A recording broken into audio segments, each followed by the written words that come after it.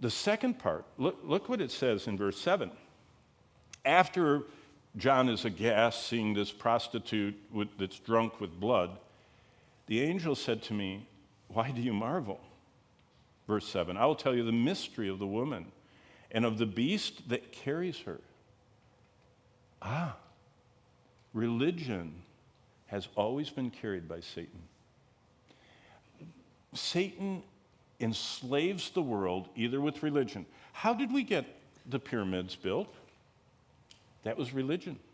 How do we get all the incredible, their LiDAR, LiDAR that they use with drones to map jungles, they're finding right now across Central America, there weren't thousands of people building pyramids. There were millions of people building pyramids. The most recent LiDAR explanation that they found, there is super highways that are leading between all these developments where millions of people lived. How did they build those superhighways and pyramids? It was religion. And what we see is religion has harnessed some of the greatest building projects ever seen in the world. Yes, ma'am. Did you all hear that? What I would say she said is, Roman Catholicism is 98% Orthodox Christianity. 98. You can't even say that for some Christian churches. Roman Catholicism knows Bible doctrine like you wouldn't believe. If you study systematic theology, and that is a very good question, by the way. If you study systematic theology, a true study of systematic theology is not what you believe, but finding what you believe surrounded by what everybody else teaches in Christendom. So personally, when I teach theology, I use the person I use. I guess I say it on YouTube so I can say it out loud here. I use Wayne Grudem. Now, he is hyper-reformed. He's a 6-point Calvinist, okay? Not 5, 6. What I mean by that is he's really Calvinistic. But what he does in his systematic theology, I love. He puts down what he believes, then he sets next to it what the Roman Catholics believe. And they're historic. We have Roman Catholic theologians going all the way back 1700 years. Then he puts down what the Calvinists believe. He calls it the Reformed or covenant view. Then he puts down what the Lutherans believe, because they shifted a little bit from Catholicism. Then he puts down what the Wesleyans believe. That's what you would call Arminianism. And that would be what, Charles and John Wesley believe. Then he puts down what the Baptists believe, almost like a subset. Then next to them, he puts what he calls the renewal. That's the charismatics. All forms of charismatics in one systematic theology. And then he concludes it with a verse and a devotional prayer and a hymn on every systematic theological doctrine. I've never seen anybody do that before. Why I say that is Roman Catholicism is so orthodox. What they've done is they've added this works thing. And in just a minute, I'm going to show you what they added. The sacraments. You all heard of the sacraments? How many of them are there? 7 sacraments. And what they start with is Satan's lie. And see, it's interesting, the 2% that's wrong is the start of Romanism. By the way, when I'm on an airplane, you know what I say to the person sitting next to me? I'm reading my Bible, and they go, "What do you do?" And I say, I teach ancient literature. And they go, "What's that?" I said, "I teach the primary documents of the Christian faith." Now they're really interested. They go, "What is that?" And I say, "I teach the Bible." Oh, you know what they say next? "I have a question." But then they'll back up and they'll say, "I'm a Roman Catholic." And I smile at them. I do this all the time. I say, "I'm Catholic. I'm just not a Roman Catholic." Now you've got them hook, line, and sinker. You teach the Bible. You're Catholic but not Roman Catholic. They have a million questions for me. I am Catholic. I believe that the Bible teaches that Jesus started his church built on the foundation of the apostles and prophets. I'm not Roman Catholic. As you'll see, if I ever stop diverging, that Romanism entered Christianity in the 4th century. That's when what Julius Caesar brought in the Roman temples was merged when Constantine legalized Christianity. The Roman church owned all the temples. The Christians were winning. There were more Christians than there were pagans. So Constantine said, if you can't beat them, what's the saying? Join them. And he did. He said, we'll pay all of you Christians that are leaders to lead your churches, and we'll keep all the pagan temples, and why don't you guys just work this out? And all of a sudden, the churches that read Scripture and prayed and were just like in normal churches today, maybe more like a brethren church, that it's real Bible-centered and not a lot of activities. That's what the early church was like, merged with candles, beads, robes, headdresses, Pontifex Maximus, that's what they call the Pope. Pontifex Maximus, that's his name. If you know anything about Roman Catholicism, he is the Pontifex Maximus. He's the chief bridge builder to God. And he is the vicar of the church, and he is all these things. Where are all those titles from? They come from Roman temples. That Julius Caesar, when he was starting the empire, he imported every ancient, a pagan religion and brought them to Rome and put temples up. They were all there. And Constantine said, you guys can have all that. And the popes originally were pastors in Rome, and they were good ones, very orthodox. But Gregory the Great took upon himself to be the first Pontifex Maximus and said he would be the monarchical episcopate.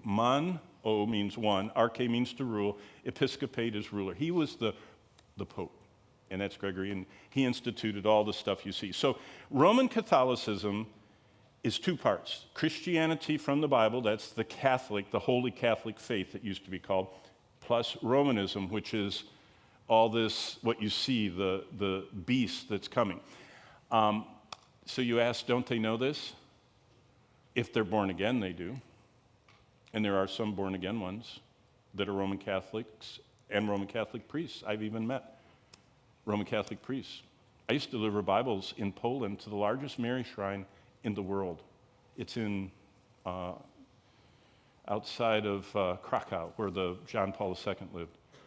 Do you know what that born-again Roman Catholic priest did? He risked going to prison and being beaten by the Polish authorities to receive from us 10 to 20,000 Gospel of Johns with a tract in it in every language of the world, because people came, even in communist times, to the Shrine of Mary and would crawl up there and bow down and do all that.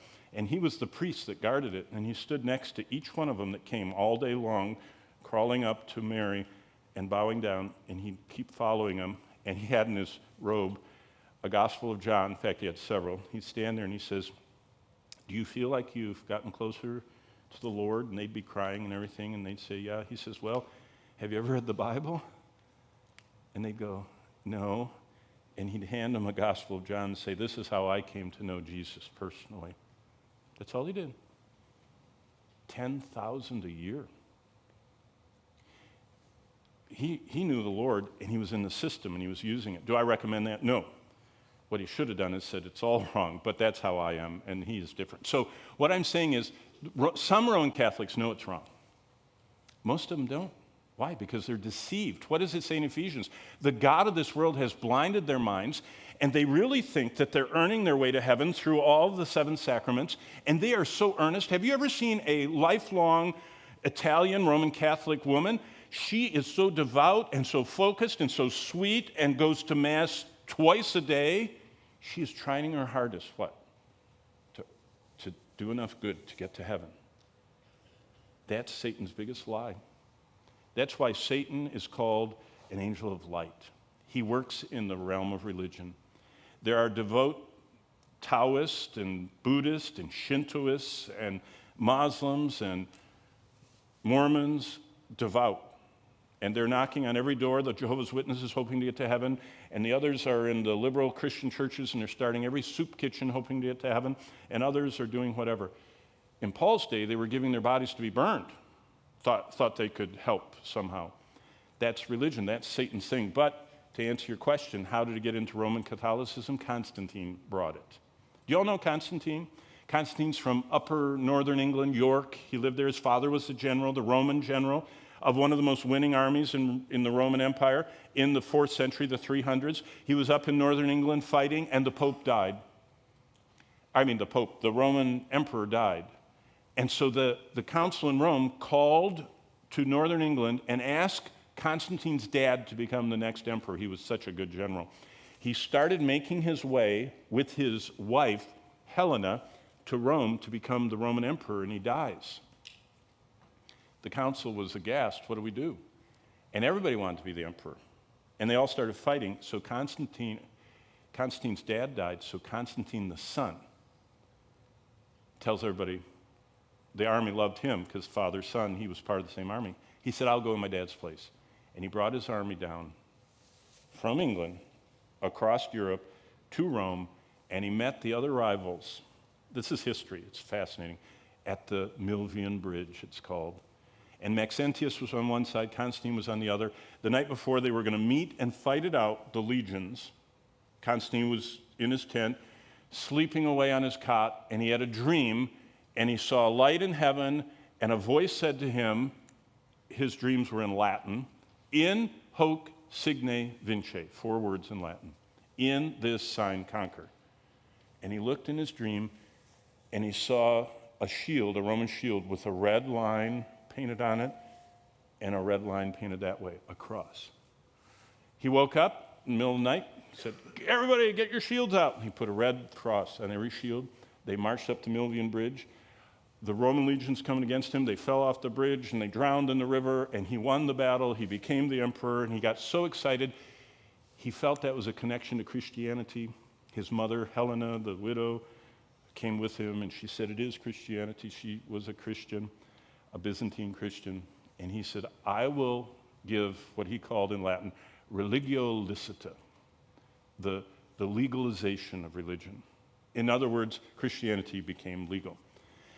And so, I'm used to having, all the other Bible institutes, I have a screen right here I can point to, and it's over there. I'll point here. Here's Judaism. There's Jesus. Here is the one holy Catholic apostolic church that Jesus started that immediately started branching off into Arminianism and Coptic and Eastern Orthodox and Greek and Russian. Then there were the radical reformers, the Hutterites, the Mennonites, the Brethren. Through the Lutheran come the Pietists, the Moravians, the Covenant of Free, the Baptist General Conference.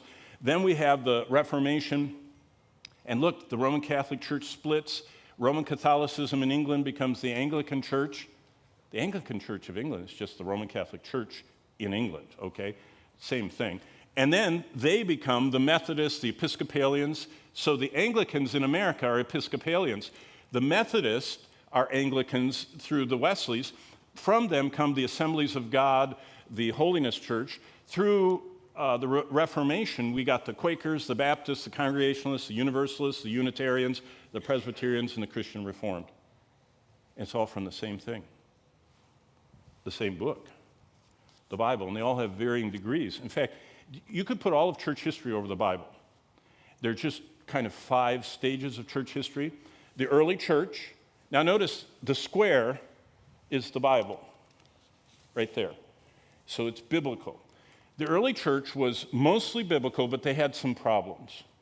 And Paul was always addressing them, John was addressing them, Peter was addressing them. But their first biggest problem was called baptismal regeneration. And people were Jewish, and they knew about circumcision, and circumcision was a sign of the covenant, so they thought baptism is like circumcision. So just like in the Old Testament, God wanted you to be circumcised to make you in the covenant, we want to baptize people to get them in. And so people started thinking, if I'm baptized, I'm going to heaven. I'm in. That was a very bad error of the early church. Then we go through all that persecution. Then we got to the Roman Catholic time. Now we're in the 4th century. Now look, it's changed a little bit. We've got a lot of Romanism is in the Bible, but we've got this whole overlay of works and beads and candles and outfits and popes and bishops and monks and all this stuff. But the worst part is the works religion. By the way, you notice in my Bible here, it's God's Word, the Bible, and you'll find all the Arminian Wesleyan verses are in there, and you'll find all the Augustinian Calvinistic verses are in there.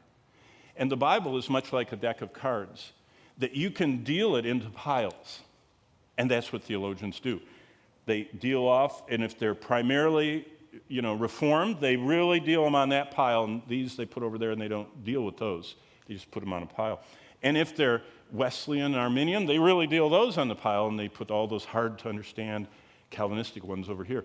And that's what the controversy has been. So we go from the Roman Catholic Church, they get worse and worse and worse away from the Lord. We get to the Reformation Church of, all the great reformers, Luther and Calvin and Zwingli and all those people. Now look what we have.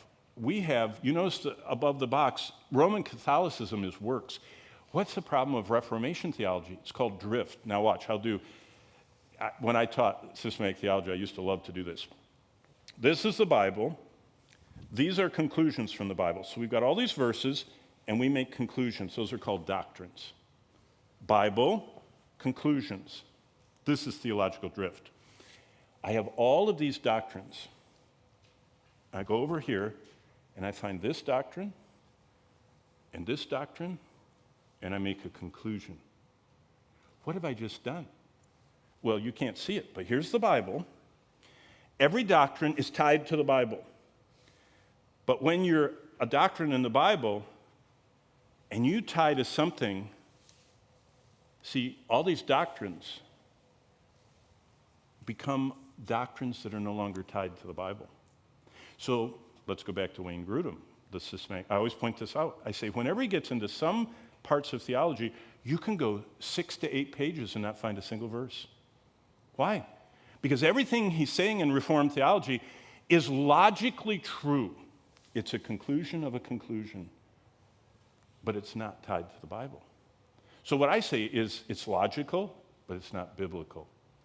And that's where you get to the 5 points of Calvinism. But I'm not teaching theology. Then we got to the evangelical church, and what did they add that was a problem? Tradition. They started saying, hey, if you walk down the aisle, you're a Christian. If you pray this prayer after me, you're a Christian. Just like the Reformation Church made all these conclusions from conclusions, and just like the Roman Church added beads and candles and penance and oil and all the stuff they add, the evangelical church, of course, added their traditions. And then we've got the renewal charismatic people, and they've got all this, people, spirit slaying me, and God told me, and now you don't know what's the Bible and what God told you. And did what God tell you, is it equal with the Bible? And you have all these signs and wonders. So that's just Satan's method, the Catholic part.